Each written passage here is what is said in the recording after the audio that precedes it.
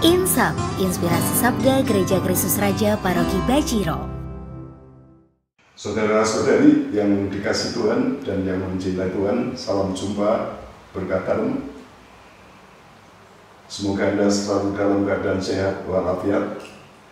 Marilah pada kesempatan yang berbahagia ini kita menghadap Tuhan, menanggapi sabdanya, dan kita nanti mohon berkatnya.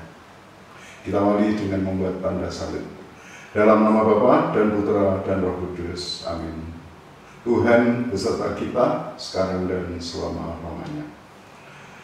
Kita sambut sabda Tuhan dari Injil Santo Yohanes bab 4 ayat 46 sampai dengan ayat 54. Yesus menyembuhkan anak pegawai istana.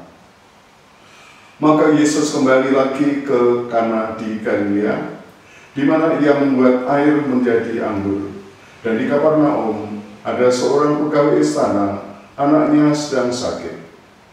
Ketika ia mendengar bahwa Yesus telah datang dari Yudea ke Galilea, pergilah ia kepadanya, lalu meminta supaya ia datang dan menyembuhkan anaknya, sebab anaknya itu hampir mati. Maka kata Yesus kepadanya, "Jika kamu tidak melihat tanda dan mukjizat, kamu tidak percaya." Pegawai istana itu berkata kepadanya, "Tuhan, datanglah sebelum anakku mati." Kata Yesus kepadanya, "Pergilah, anakmu hidup." Orang itu percaya akan perkataan yang dikatakan Yesus kepadanya, lalu pergi. Ketika ia masih di tengah jalan, hamba-hambanya telah datang kepadanya dengan kabar bahwa anaknya hidup. Ia bertanya kepada mereka, "Pukul berapa anak itu mulai sembuh?" Jawab mereka, "Kemarin siang pukul 1, demamnya hilang." Maka teringatlah ayah itu bahwa pada saat itulah Yesus berkata kepadanya, "Anakmu hidup." Lalu ia pun percaya, ia dan seluruh keluarganya. Dan itulah tanda kedua yang dibuat Yesus ketika ia pulang dari Yudea ke Galilea. Demikianlah Injil Tuhan.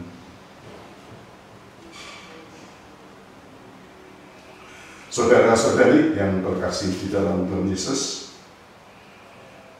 sabda Tuhan yang baru saja kita dengarkan mengisahkan penyembuhan anak pegawai istana.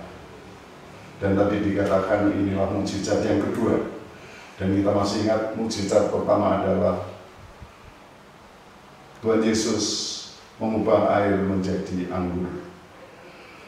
Saudara saya yang terkasih, ketika pegawai istana itu mendengar bahwa Yesus datang ke Galilea, ia datang kepada Yesus, menghadap Yesus, dan mohon agar Yesus datang ke rumahnya untuk menyembuhkan anaknya yang sedang sakit keras. Dan dengan penuh kepercayaan pegawai istana itu mohon, "Tuhan, datanglah sebelum anakku mati." Dan Tuhan menjawab, "Pergilah, anakmu hidup." Ketika kata-kata dari Tuhan, "Pergilah, anakmu hidup,"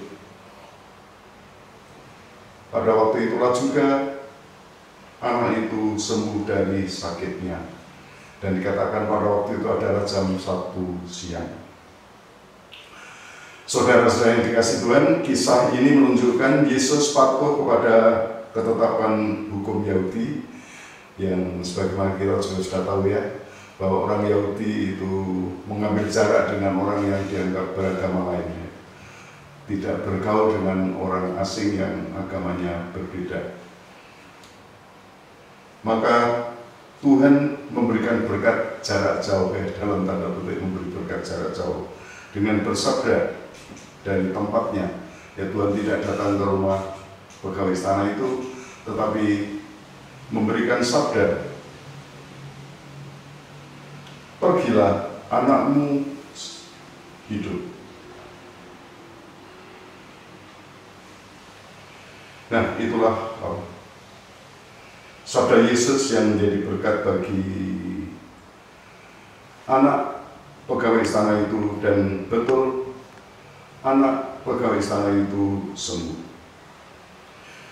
Saudara-saudara yang dikasihi Tuhan, di sini kita diingatkan akan kekuatan firman Yesus yang menyelamatkan, kekuatan sabda, kekuatan firman yang menyelamatkan bagi orang yang percaya, seperti pegawai istana itu, karena kepercayaannya anaknya sembuh.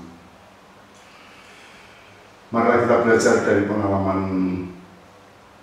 pegawai istana yang diberkati Tuhan itu.